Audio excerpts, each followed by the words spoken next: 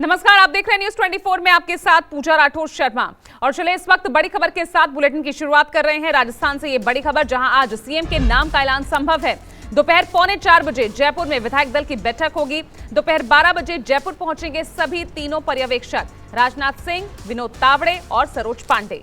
ये तीन पर्यवेक्षक राजस्थान के लिए नियुक्त किए गए हैं, जो कि 12 बजे जयपुर पहुंच जाएंगे और उसके बाद 3:45 बजे विधायक दल के साथ मीटिंग होगी। विधायक दल की मीटिंग होने वाली है, जिसमें तीनों ही पर्यवेक्षक राजनाथ सिंह, विनोद तावड़े और सरोज पांडे विधायकों से बातचीत करेंगे और एक नाम पर मुहर लगेगी। इससे पहले हम देख रहे हैं छत्तीसगढ़ और मध्य प्रदेश। यहां पर से तो सीएम के फेस को लेकर सस्पेंस खत्म हो गया है। और अगर मध्य प्रदेश की बात करें, एक बड़ा सरप्राइज नेम सामने आया जो कि चर्चा में बाहर रहा था।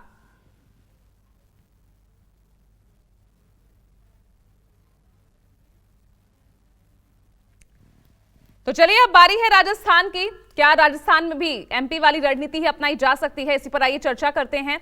राजस्थान जयपुर से मेरे सहयोगी केजे श्रीवास्तव को आप देख रहे हैं और भोपाल से मेरे साथ विपिन श्रीवास्तव बने हुए हैं। पहले मैं राजस्थान का रुख कर लेती हूं, क्योंकि अब एमपी के बाद सभी की नजर राजस्थान पर टिकी हुई है। तो केजे, फैसले का दिन आ जरूर गया है, लेकिन वसुंधरा राजे के घर के पास से हलचल कम नहीं हुई है। अभी भी विधायकों के मिलने का दौर जारी है।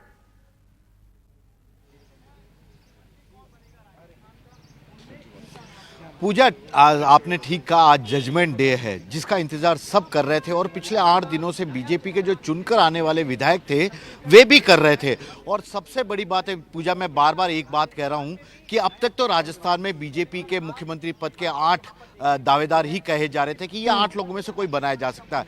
लेकिन जिस तरह से मध्य प्रदेश और छत्तीसगढ़ में सीएम का फार्मूला सामने आया, उसके बाद 50 से 60 विधायक अपने आप को सीएम पद की रेस में मानने लगे हैं। वो इस लिहाज से कि पूजा, उनको लगता है कि पार्टी जो संगठन में काम कर रही है उन्हें तरजीह दे रही है, जिसके पास 8-10 साल का अनुभव है उन्हें मौका दिया जा रहा है। तो ऐसे में उनकी भी लॉटरी लग सकती है। बस इसी के चलते करीब 50 से 60 लोगों को भी अगर बात की जाए विधायक, तो उन्हें लगता है कि उनकी भी किस्मत खुल सकती है। लेकिन सबसे बड़ा सवाल यह है कि यदि वसुंधरा राजे नहीं, तो क्या वसुंधरा राजे खुद कोई एक ऐसा नाम विधायक दल की इस बैठक में आगे रखेगी, जैसा कि परंपरा है किसी सीनियर विधायक से रखा जाता है?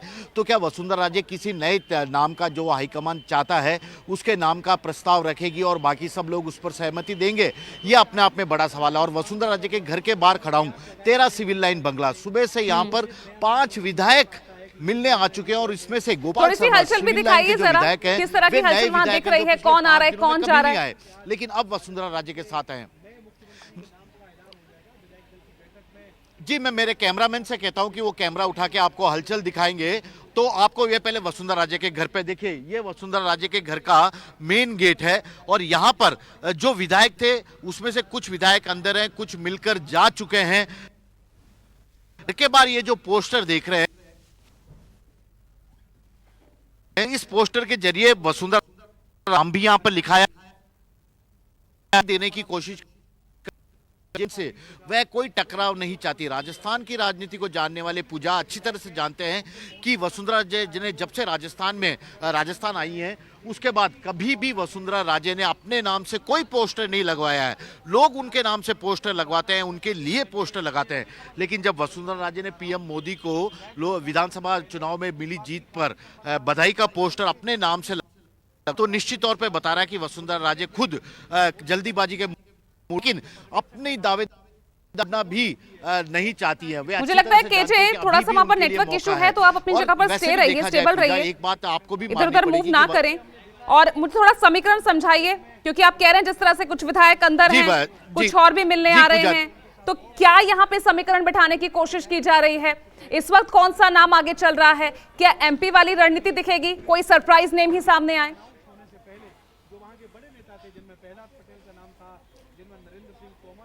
पूजा, इतना तो तय है कि नाम तो सरप्राइज ही आएगा। लेकिन पीएम मोदी अपने भाषणों में बार बार कहते आए हैं कि उनकी 4 ही जाति है, दलित, आदिवासी, युवा और महिला, ये 4 जाति ही उनकी है, हमेशा कहते आए हैं।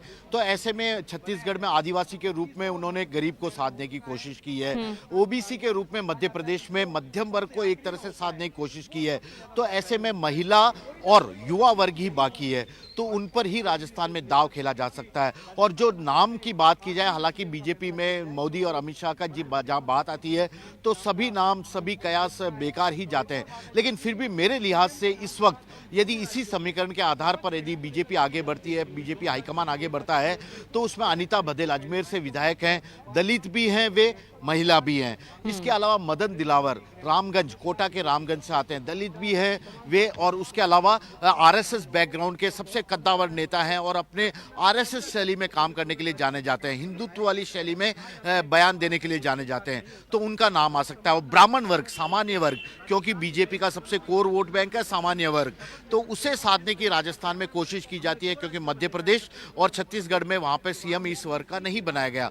तो ऐसे में कई नाम सामने आ रहे हैं, जिसमें प्रदेश अध्यक्ष सीपी जोशी का भी नाम सामने आ रहा है, लेकिन वे इस वक्त विधायक नहीं है। तो कहा यही जा रहा है कि सीएम विधायकों के बीच में से ही कोई बनाया जाएगा, इस तरह का फार्मूला निकाला जा रहा है। लेकिन वसुंधरा राजे को कैसे मनाया जाएगा, यह अपने आप में बड़ा सवाल है। और क्या वसुंधरा राजे खुद विधायक दल की बैठक में किसी नाम को आगे करती हैं, यह उससे भी बड़ा सवाल है। और उससे भी बड़ा सवाल यह है कि 12 बजे जब राजनाथ सिंह जयपुर आएंगे तो पार्टी की राष्ट्रीय उपाध्यक्ष होने के नाते क्या अपनी पार्टी के सबसे सीनियर नेता को लेने वसुंधरा राजे एयरपोर्ट जाएगी?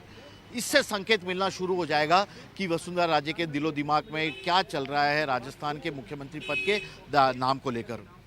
बिल्कुल, इस बार जो है जितना दिलचस्प विधानसभा चुनाव रहा है, उससे और ज्यादा दिलचस्प इस वक्त बीजेपी के लिए ये सीएम चुनना, और उनके लिए चुनौती जरूर है, लेकिन हमारे लिए और ज्यादा दिलचस्पी बढ़ गई है केजे कि यहाँ पर सीएम फेस होगा कौन, क्या रणनीति, क्या समीकरण बिठाने की कोशिश करेगी पार्टी। ठीक है केजे, आप बने रहिएगा।